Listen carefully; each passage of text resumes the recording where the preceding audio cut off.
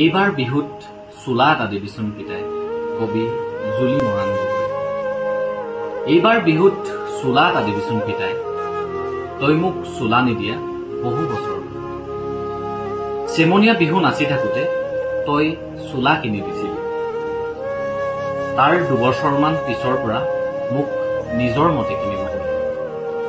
মই যিমানে ডাঙৰ হৈ আহিলো সিমানে তই কাহানিতে কিনি দিয়া চোলাটোলৈ মনত পৰে। এতিয়া কাপোৰবোৰ পিন্ধিবলৈ হেঁপাহ নেলাগে। যিমানে দামী কাপোৰ হলেও শান্তি নাপাওঁ। তই দিয়া চোলাটোৰ দৰে হেঁপাহ মৰমবোৰ নাই।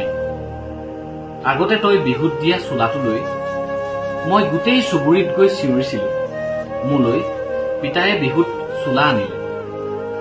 খুৰীহঁতৰ ঘৰলৈ গৈ দেখাইছিলো, এইটো নতুন বিহুৰ চোলা পিতায়ে আনিলে।